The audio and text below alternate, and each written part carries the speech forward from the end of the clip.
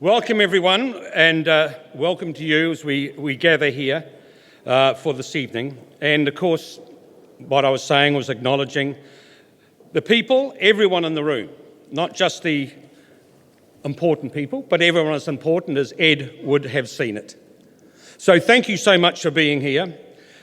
We must acknowledge you all, and especially the Prime Minister, who with the Hillary Centenary Committee are hosting us here at Parliament tonight. Welcome too to the extended Hillary family, especially to Peter and to Sarah. Lady June Hillary is unwell and can't join us, but sends her best wishes. As we hear the bells are ringing, Parliament is live and in business tonight, and that is what we have to fit around. So time is very precious, which means we're going to have several speeches, but all of them will be short and interesting.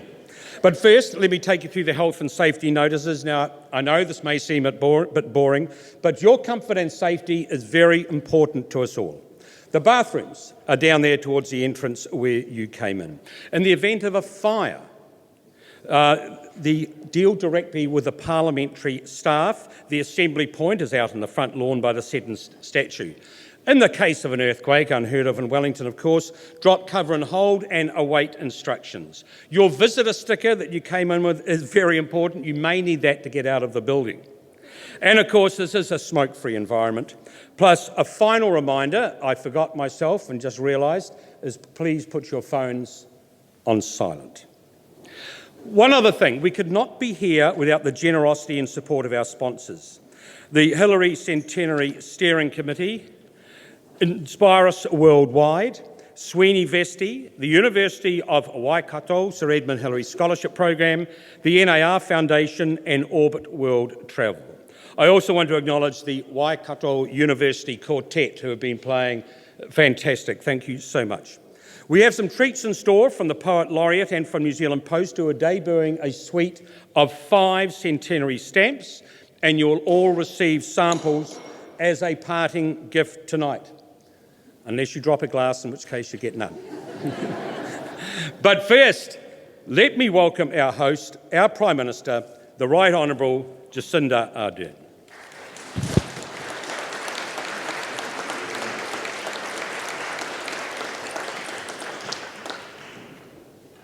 Kia ora koutou katoa, ngā mihi nui, kia koutou, and welcome to your place. Mark, thank you very much for the welcome and the introduction. And I'm going to start by just adding my own reference to the acknowledgements that you've already made, particularly in her absence.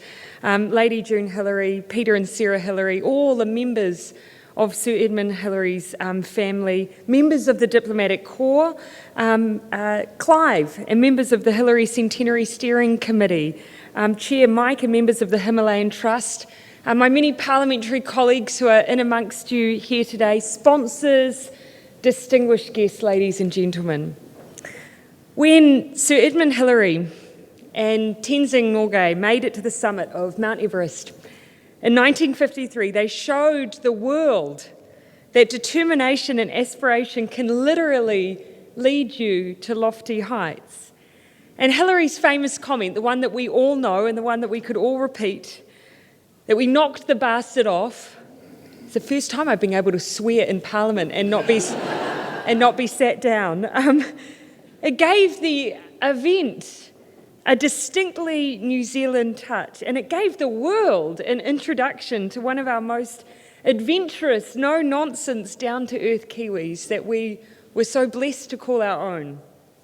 Now, I'm delighted to host you all here at Parliament today, your place, as we mark 100 years since the birth of Sir Ed, a New Zealander we all feel that we knew. Now, some of you might be aware, and if you're not, I'm about to make you aware, that I am an Antarctic tragic. So naturally, of particular resonance for me have been Sir Edmund's adventures in that region, leading the New Zealand component of the Commonwealth Transantarctic Expedition of 1957, with his party becoming the first to reach the South Pole overland since Scott's ill-fated journey in 1912. My fascination with Antarctica began in my teens. I remember we were on a small holiday in a little quiet beach town And my dad told me about a book that he'd been reading about a group of explorers in Antarctica who had all perished due to contaminated food, as it turned out.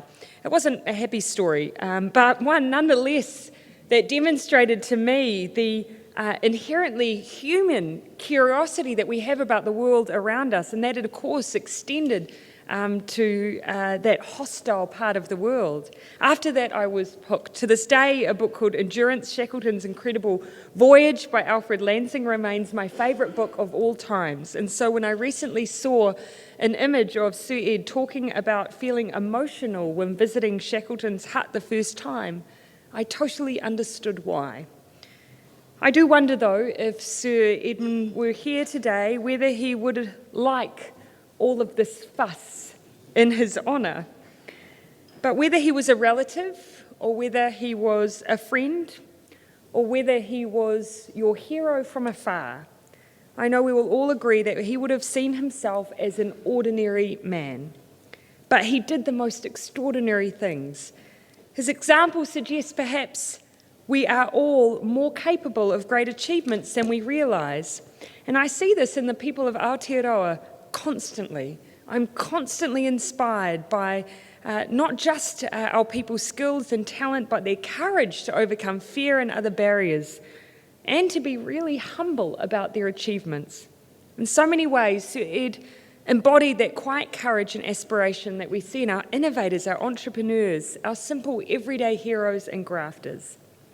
But today we pay tribute to Sir Ed's humanitarian work, which was such a huge part of his legacy, in particular the Himalayan Trust, which has been supplying vital community infrastructure in Nepal from the 1960s to today, including in response to the devastating earthquake of 2015. I am delighted that Sir Ed is being honoured in so many ways during his centenary, and that so many groups are involved in initiatives to honour him. And I'm particularly pleased that we'll be hearing from some of our wonderful creatives and artists in honour of him as well. Poetry, symphony, what a wonderful way to celebrate him. And we're celebrating across the board. New Zealand Post is launching a stamp series tonight in honour of the centenary. Of course, a way that we in New Zealand commemorate those that mean so much to us. I take this final chance, though, to commend the efforts of all who are contributing to this centenary to ensure the legacy of Sir Ed lives on.